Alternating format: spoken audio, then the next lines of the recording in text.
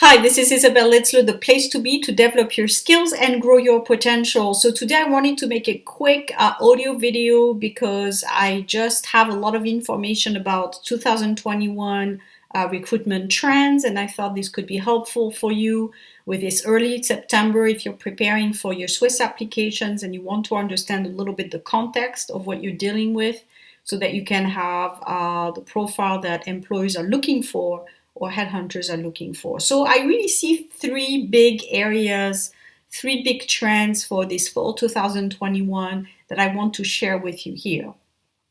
So looking at the information, what I find, which is really something I've observed also recently, is this huge demand for tech and digital skills. So it's not just the person who's a programmer, who's a coder, etc. Now, I would say even if you're not a professional in tech, meaning that you did programming, you did artificial intelligence and all these things, it's just taking the current job that you have and see how you can add tech to that. Because what will be expected in companies, no matter where you are in the company, supply chain, marketing, HR, finance, what have you, companies will expect you to be that type of a person who can also automate maybe part of your job, provide some insights into how you could do things better and faster.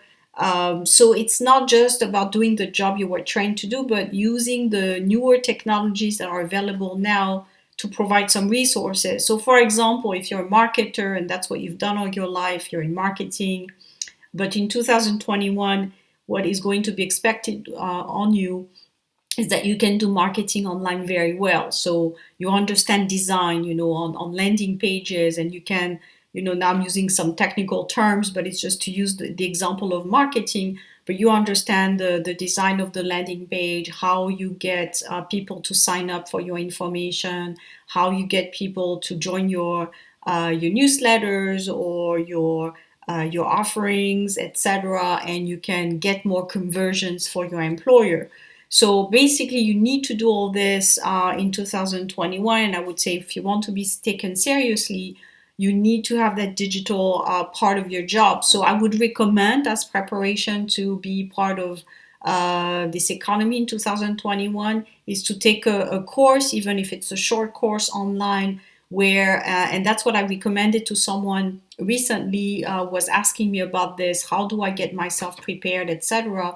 Take a course into something digital where you can improve your skills and be more marketable. So really that's really the sentence that I use in most of my materials, but I say become, whatever you're doing. So you're a marketer, become a marketer plus plus or an engineer plus plus, meaning you're not just a basic engineer or basic marketing person.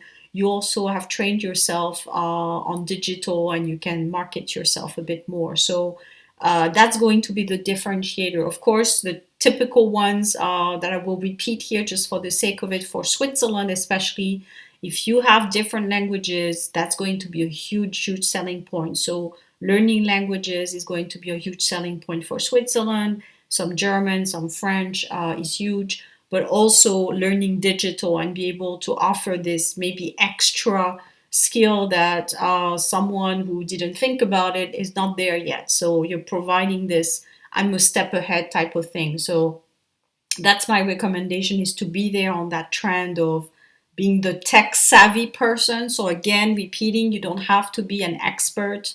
We're not asking you to be an artificial intelligence expert or coder or anything like that, but at least to have a glimpse of understanding what's out there. Do you understand social media? Do you understand, again, how companies sell nowadays, especially your top 10 dream employers? Try to see a little bit how they apprehend, how do they prepare themselves for the digital world. So that's the first trend. Second trend is, and it actually goes hand in hand with the first one, is the people skills, I call that. You may hear the term also soft skills.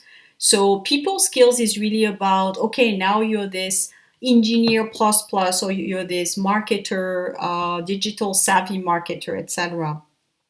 But, and that's what I say in my events on Meetup, is that you have to sell yourself now. So you have to learn how to find the influencers, find the decision makers so that you can present your profile to them. So having the right profile is really the entryway, knowing how to work with digital, knowing how to do a great Swiss application, learning languages. But then you need to convince people that you're the right person for the job. And that takes some personality. It takes that you can express yourself very well. You're very motivated. You can write well. You can, understand a little bit how companies work. So that's really training yourself to be also a little bit more autonomous, I would say. And that's really where I play a role there, because that's really my brand, is about building autonomy, and also building autonomy for people that I help, so that they don't rely on anything else to be self-sufficient. And really your best asset now in 2021, and I would say it's always been like this, but to be conscious of that, is that the best asset that you have is yourself and your ability to evolve and change throughout what's going on around you. So yeah, there's a crisis and there's lockdown and everything, but what can I do as an individual? I was having this conversation with my own family, actually. I say there's always solutions. Sometimes I get some pushback where people say, well, but there's a lockdown, or but we have to get the shot, we have to do this and we have to do that. And companies, yeah, that's the external world, but as an individual you always have a choice, and the choice is, what can you do right now? What choice can you make? So as an applicant in the Swiss system, or trying to send your resume into Switzerland, what can you do? What do you have the power to do? I was sharing in one of my webinars that, now we've never had so much power to contact even the most, the most famous decision makers. I mean, through LinkedIn, you have access to everybody. And now there's other platforms, the top influencers are there from the distance between you and them is really, really small. I mean, it's one email away, or one message in your LinkedIn, one messenger away. I mean, it's really, really short distance. I mean, before, to me, just to give you a little bit of background for maybe people who are younger now and were born into technology, I mean, there was a time, you have to put yourself into the context, there was a time where, to meet influencers or decision makers, you had to go to events, you had to plan ahead of time. You weren't necessarily sure to bump into them during the event. Maybe they were hard to access. You didn't have their personal details. So there was a distance between you and the top CEOs and so forth.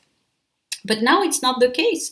If you know the name of the person and you're confident enough to contact this person, you can. You actually can. You just have to, go to LinkedIn, find the name, and if you have a certain amount of emails that you can send, and you have that potential, you can send them a message. Now, of course, they don't have to answer, and that's where the soft skills, or having the what I just talked about, the people skills, knowing how to draft messages that give you this the most, I would say, chances to get a reply, and how you put it together, which a lot of people still don't know how to do that very well, will maximize your chance that the person is interested.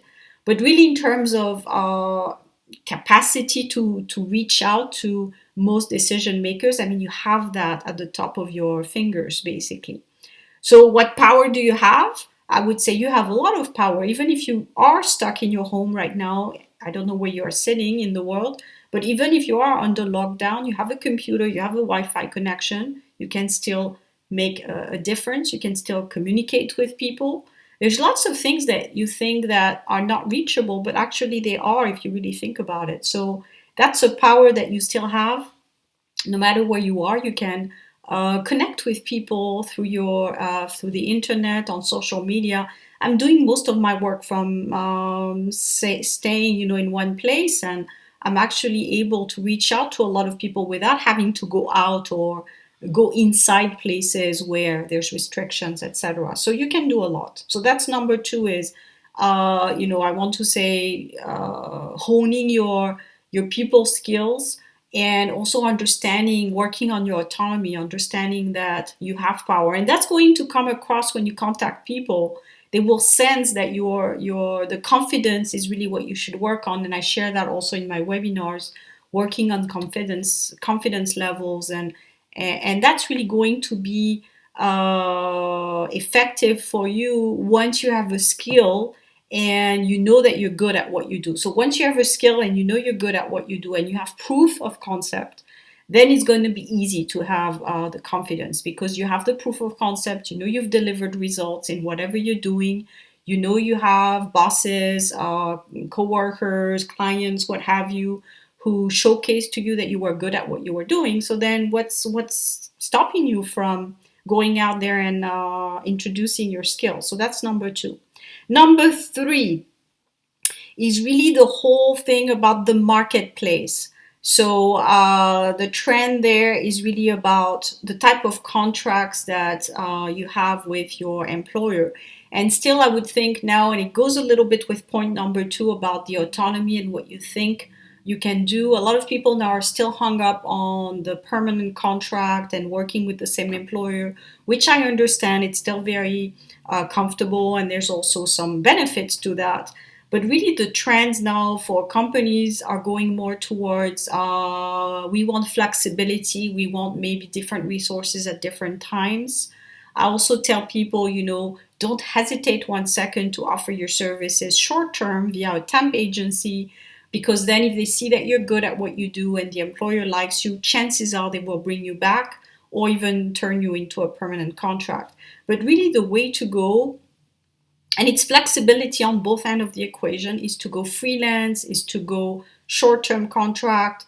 I started my career really like this. I worked like this in the 90s and 2000, working short-term contracts. I actually enjoyed it. It was my thing, and I got a lot of joy from doing that. And I would say probably didn't fit everybody. And most people in that time were looking for definitely permanent contracts.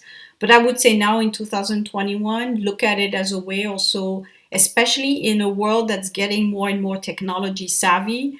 As you know, technology changes very quickly. So probably having a permanent contract is not going to provide you with the type of growth that you're looking for, because in a permanent contract working on the same project, you're not going to get exposure to all those different things that will make you a star candidate for recruiters. So I would say, especially if you're younger, especially if you want the international career, etc., don't hesitate 1 second to work contracts. Make sure the contract is long enough so that at least it's something where you're going to learn and you're going to develop something from beginning to end. But if you have, I would say, semi-stable contracts, that's still very good on a resume. So employers are looking for these people who have a broad knowledge of different things. So really the type of contracts, also working on your branding, is going to attract also the right employer. So that's also in terms of contracting with them, showing that you have a brand, etc. That's going to attract recruiters. Also, definitely the flexibility in terms of training. So that also goes with the work contracts or the marketplace. People are looking, or employers are looking for people who are trained in different things and very much targeted towards solving a problem. So we're not really looking at, again, I think people are still looking for, and I think they have their value. And when I talk to candidates, we look at their personal situation to see if it makes sense for them. The MBA, the masters, and everything, they still have their value, I think, in specific situations. But most of the time, what companies want, they want doers, they want problem solvers. So getting several master's degrees is not going to help you necessarily, because what companies want, again, is for someone who has this experience. So if you ask me, as a company, do you prefer someone who has a lot of masters and who doesn't really have a lot of technical experience and know-how, or do you prefer someone who's worked several contracts, developed something from beginning to end with proof of concept? I would say probably the second person is more desirable, because they know how to solve the problem. They will come to your company with something they've done before, so they can do it for you. They have the expertise, and the best learning is really through having been faced with the issue and having to solve it. If you ask me now, I mean, I have the master's degree, but if you ask me now, in this day and age, what did I memorize? I memorized the problems that I've solved. So yeah, I remember some of the classes that I've had in my bachelor's and my master's, but really what was the most educational for me were the problems I had to solve that I was faced with. That's really the biggest learning because you're faced with it, so you don't have a choice but to do it. Starting my own business was big learning, and I share this all the time that it's the biggest growth in my career. But even before that, when I was an employee, being faced with a problem that no one was faced with before, it's like we have to solve it. I remember when I was working at one place, I was there, we had no history when it was a startup mode. So there was no history to go to. We had to create something. So, here you're faced with, okay, how do we do this? We don't have a history of contracts.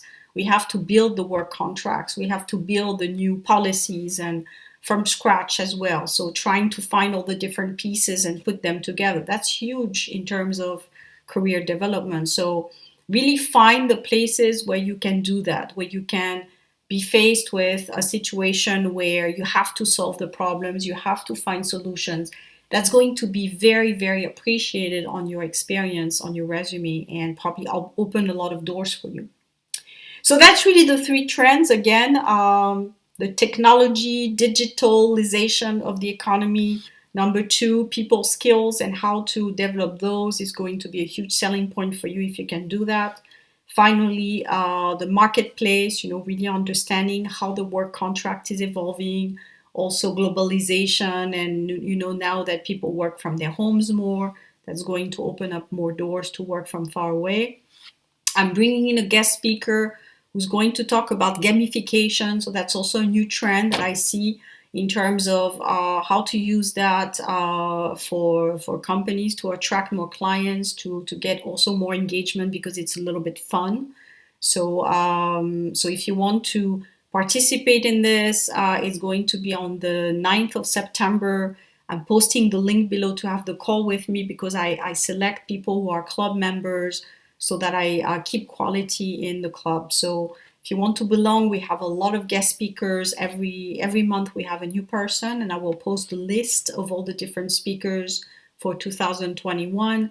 But it's a lot of, if you're looking to grow your career and develop your skills, that's definitely the place to be because it's really a small amount of people. Definitely you're going to practice all the things I've talked about here in terms of digitalization. I do talk a lot about that.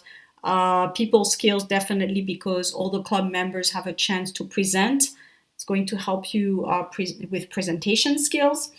And again, I'm sharing all the different trends there as I see them as well. And some private documents, private information only for club members. So again, the links are below. Feel free to comment on this. Do you see another trend that I didn't mention for this fall? And I will talk to you soon.